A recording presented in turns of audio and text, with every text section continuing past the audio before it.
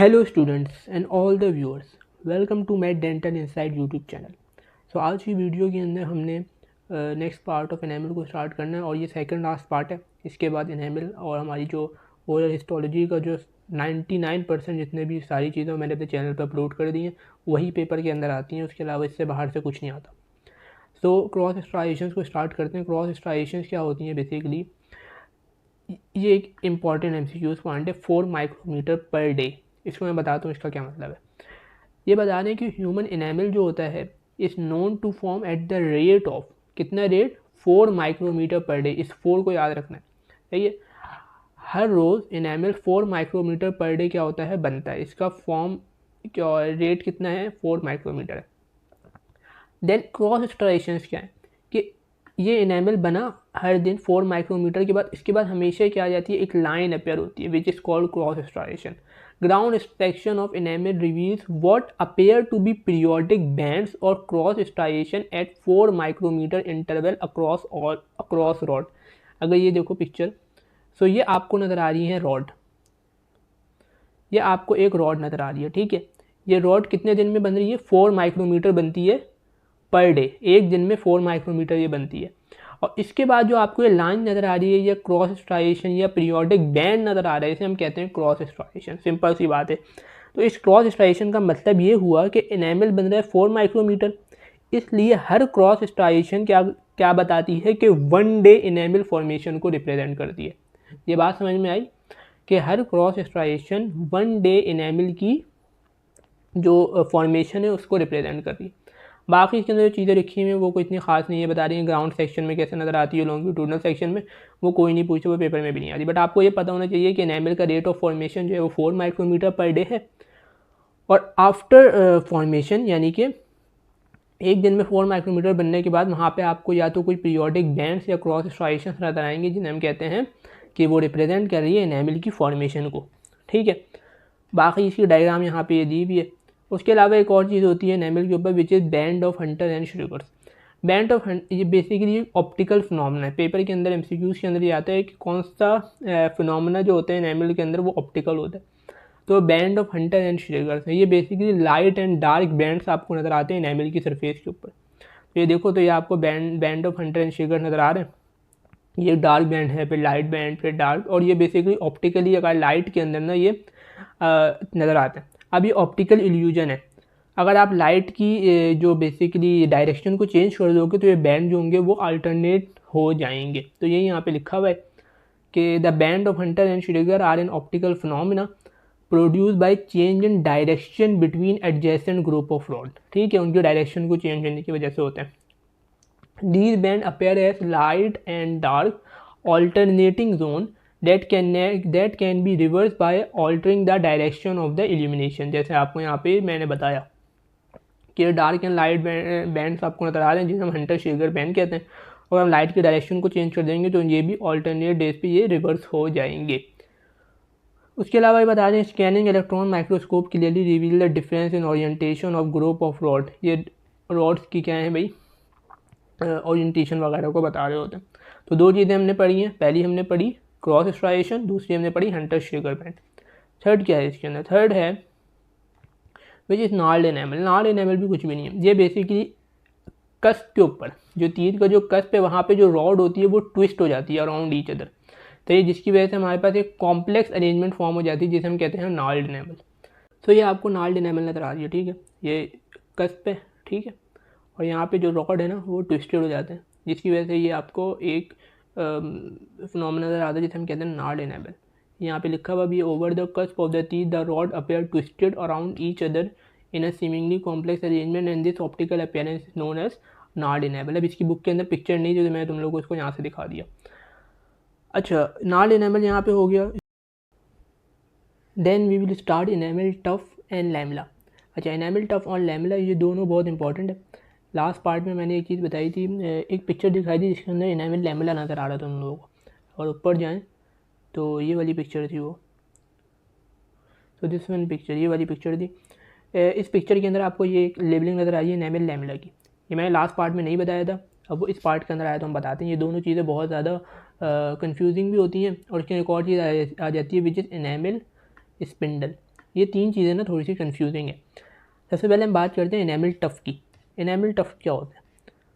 होता यह है कि जो बेसिकली ये दोनों चीज़ें क्या है, फॉल्टी अपेयरेंस है। Enamel tuft and lamella may be like to be geological fault and have no clinical significance, ये कोई क्लिनिकल सिग्निफिकेंस नहीं होती। They are best in the transfer section. अच्छा, enamel tuft project from the dentino enamel junction for a short distance into the enamel. ये बहुत important line है कि ये डेंटिनो इनेमल जंक्शन से निकलेगा। अगर ये पिक्चर देखो तो ये आपकी एक डेंटिन दिखाया हुआ है और ये इनेमल दिखाया हुआ है, और इनके दरमियान जो जंक्शन है विच इज डेंटिनो इनेमल जंक्शन है। डेंटिनो इनेमल जंक्शन किस शेप का होता है? स्कैलोप्ड शेप का होता है, स्कैलोप बॉर्डर होते हैं ऐसी शेप का। ये तो एमसीक्यू में पक्का आता है कि डेंटिनो इनेमल जंक्शन की आप जो शेप है उसको बताओ, तो क्या होती है? स्कैलोप बॉर्डर होती है। तो ये आपको नज़र आ रही है। उसके बाद ये डेंटिनो इनेमल जंक्शन से निकल रहा है, तो ये जो आपको एरो हेड नज़र आ रहे हैं ना, ये आपके हैं इनेमल टफ। ये डेंटिनो इनेमल जंक्शन से निकल रहे हैं मगर थोड़ा आगे तक जा रहे हैं, बस यहाँ पे जाके ये ख़त्म हो गए, बस इतने से। फॉर द शॉर्ट डिस्टेंस के लिए ये डेंटिनो इनेमल जंक्शन से निकले, थोड़ा सा आगे गए, ख़त्म हो गए, यही यहाँ पे लिखा हुआ है। Enamel tuft project from the dentino enamel junction for a short distance into the enamel. ठीक है, शॉर्ट डिस्टेंस के लिए जाएंगे, डेंटिनो इनेमल जंक्शन से निकलेंगे और इनेमल के अंदर शॉर्ट डिस्टेंस तक जाएंगे, तभी हम क्या करें? Enamel tough. इनेमल टफ क्यों कहते हैं? क्योंकि और ये they appear to be branch, आपको ब्रांच नजर आ रही होगी। टफ इस वजह से कहते हैं कि उसके अंदर एक स्पेशल प्रोटीन होती है विच इज़ टफ प्रोटीन, जो यहाँ पे पाई जाती है ज़्यादा अमाउंट के अंदर, इस वजह से हम इसको कहते हैं इनेमल टफ। तो ये आपको ब्रांच नज़र आ रहा है, ब्रांचिंग नज़र आ रही है, और ये शॉर्ट डिस्टेंस तक आगे जा रहे हैं, तो ये क्या है? आपके इनेमल टफ है।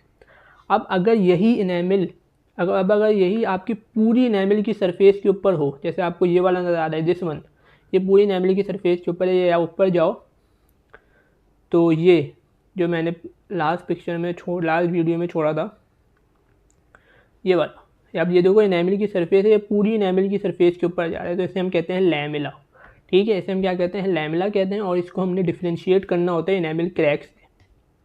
इनेमल क्रैक से कैसे डिफ्रेंशिएट करते हैं कि इनेमल क्रैक में कोई कैल्सिफिकेशन या ऑर्गेनिक मैट्रिक्स नहीं होता, जबकि इसके अंदर ऑर्गेनिक मैट्रिक्स होता है। तो यही चीज़ें यहाँ पे लिखी हुई है। Lamella extend from the varying depth from the surface of enamel and consist of linear longitudinal oriented defect filled with organic material. Enamel के क्रैक को और लैमेला को आपस में डिफ्रेंशिएट करने कैसे करते हैं कि इनेमल लैमेला के अंदर क्या है? ऑर्गेनिक मटेरियल होता है। This organic material may derive from trapped enamel organ component or connective tissue surrounding the developing tooth. Crack in the enamel sometimes can be mistaken for lamella but can be distinguished from later because they generally do not contain organic material। मैं तुम लोगों को बात बता दी कि enamel lamella को crack से कैसे डिफ्रेंशिएट करेंगे, क्रैक के अंदर ऑर्गेनिक मटेरियल नहीं होता। तो ये दो चीज़ें बहुत ज़्यादा इंपॉर्टेंट है, इनेमल टफ और इनेमल लैमेला। आसान सा है, टफ क्या होगा? शॉर्ट डिस्टेंस तक इनेमल में जाएगा, ब्रांच होगा और इसमें टफ प्रोटीन होती है। और इनेमल लैमेला जो होता है वो पूरी की पूरी इनेमल सरफेस के ऊपर होता है। क्यों होता है? क्योंकि बेसिकली इसके अंदर कुछ डिफेक्ट पाए जाते हैं, जो ऑर्गेनिक मटेरियल जिसके अंदर फिल्ड होता है वो किस वजह से होते हैं? इनेमल ऑर्गन के अंदर बेसिकली ऑर्गेनिक मटेरियल जो होता है वो डेवलपमेंट के दौरान ट्रैप हो जाता है। ठीक है, और लास्टली आज की वीडियो के अंदर which is dentino enamel junction. Dentino enamel junction में मैं तुम लोगों को बताया था कि वो स्कैलोप बॉर्डर होता है, द जंक्शन बिटवीन, और एक और चीज़ है विच इज़ इनेमल स्पिंडल। ये दोनों चीज़ें भी हैं। The junction between enamel and dentin is stablish as a two hard tissue begin to form and seen as a scallop profile in cross section before. अच्छा, ये जो आपको पता चल गया इनेमल जो डेंटिनो इनेमल जंक्शन, उसकी बस एक ही बात पता होनी चाहिए which is scallop border. Before enamel forms, some developing odontoblast pulses extend into the ameloblast layer, and when enamel formation begins, become trapped to form enamel spindle. Now enamel spindle कैसे बने? होता ये है कि तुम लोगों को पता है कि अच्छा ये इस डायग्राम को देखो, तो विच इज ये आपको डेंटिनो इनेमल जंक्शन नजर आ रहा है। ठीक है, ये रहा।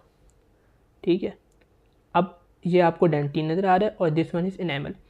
अब होता ये है कि जब डेंटिन की फॉर्मेशन होती है तो कुछ डेंटिन के ही ओडोंटोब्लास्ट इनेमल की लेयर के अंदर चले जाते हैं, क्योंकि तुम लोगों को पता है पहले डेंटिन बनते हो फिर इनेमल बनते, तो ये आपको नज़र आ रहा है।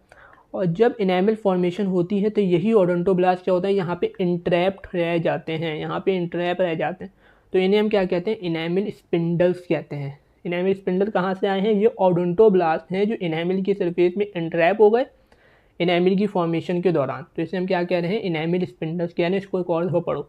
Before enamel form some developing odontoblastic process extend into the ameloblast layer and when enamel formation begin become entrap to form enamel spindles. ठीक है।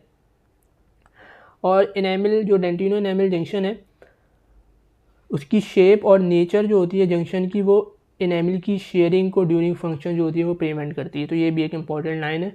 बाकी आज की वीडियो में यही तक था और नेक्स्ट लास्ट पार्ट होगा इसका जिसके नाम एज चेंजेस को, और एक और क्या चीज़ है इसकी विच इज़ इनेमिल सरफेस, उसमें पेरिकिलोमीटर ग्रुप्स वगैरह आ जाते हैं, उसको पार्ट को करेंगे।